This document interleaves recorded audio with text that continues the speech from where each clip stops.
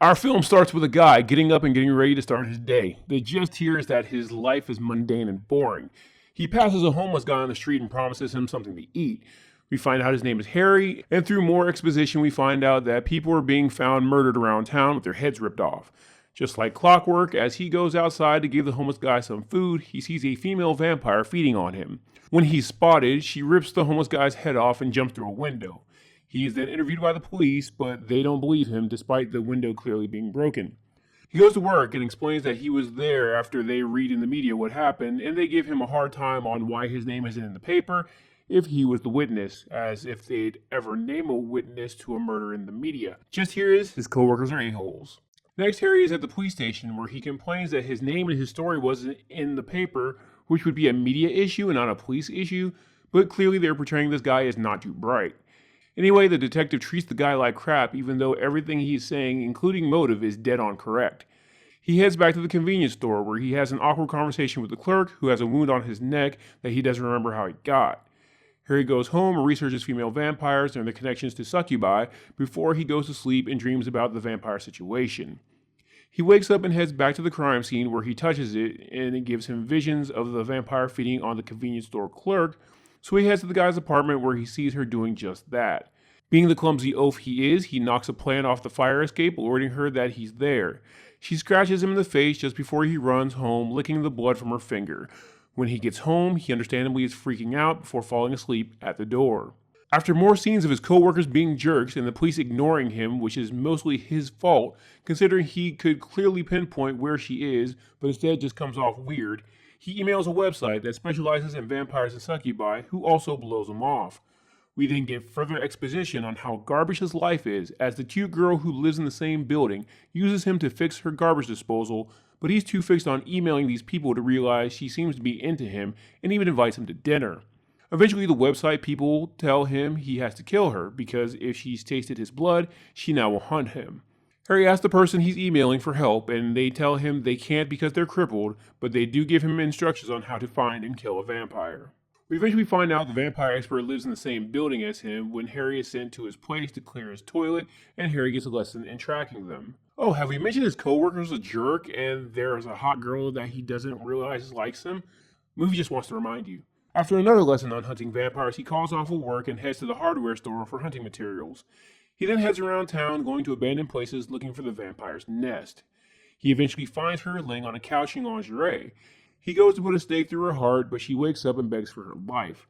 Next thing we see is him back home getting yelled at by the guy at his apartment for letting her live.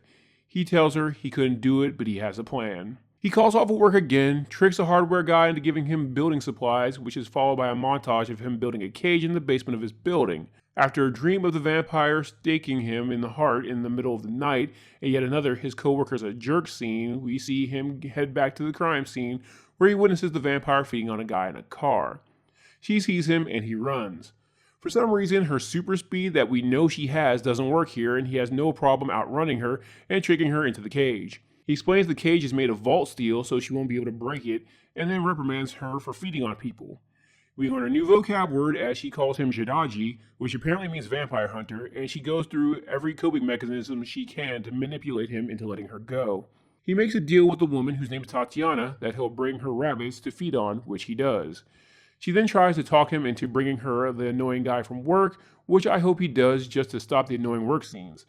She takes the rabbit and then tries to seduce him, and he takes off flustered. Next we get scenes of him cleaning the rabbit guts from the cage while rambling to her about feeding hummingbirds, and she points out that he accidentally killed them by mixing water and honey in their feeder, trying to relate it to what he's doing to her.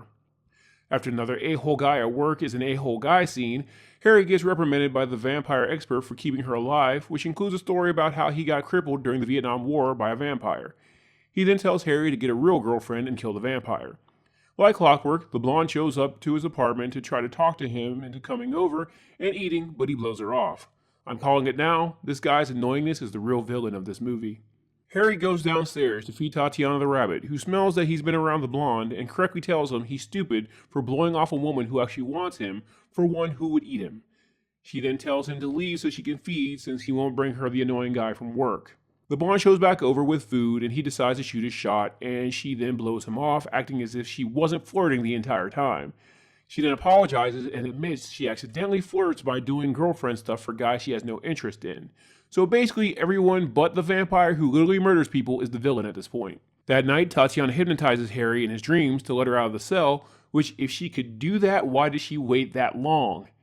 Anyway, before he does, she then shapeshifts into the blonde from his apartment, which then spoofs him and he leaves again. At work, he gets yelled at by an annoying guy for doing welding at work, which leads to us seeing him bring some type of restraint device down to her. I think he wants sex, and she proceeded to laugh him right out of the door. After he leaves, someone ends up coming down to the basement. She does the damsel in distress thing, but ends up feeding on the guy while Harry is upstairs looking for human blood on the internet. When he gets downstairs, he finds the corpse of the guy. She blames him for not bringing her humans and then threatens to go on a hunger strike knowing he won't be able to stomach watching her wither away.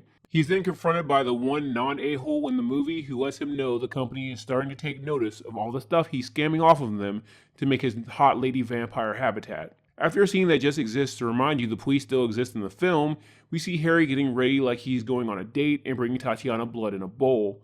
She sternly reminds him she can only drink blood from the tap. He gets pissy, calls her ungrateful, and goes to storm off. She pleads again for human blood. He volunteers himself, but she says if that was possible, every vampire would have a juice box they can screw. He then says that he believes she's into him because she refuses to trick him and is honest about her intentions. She then calls him a monster for torturing her. Having mentioned he works with an a-hole, the movie knows you keep forgetting, so here's another scene. This time, thankfully, he pushes Harry to his limit and Harry decides to sacrifice him to Tatiana by telling him that he's in a polyamorous relationship and was looking for someone for his girlfriend. Javi the a-hole then changes his tune and is all in on screwing Harry's girlfriend. He shows up to Harry's apartment after dark. They head to the basement where Javi does not question the padlock on the door. When he gets to the door, Harry tries to change his mind, so Javi knocks him out and unlocks the door himself because, again, padlocked woman, very normal. She correctly recognizes that he's probably the guy that Harry doesn't like. She bites him in the arm and Harry comes in to save him. He's too late though as Tatiana somehow slides him into the cage and feeds.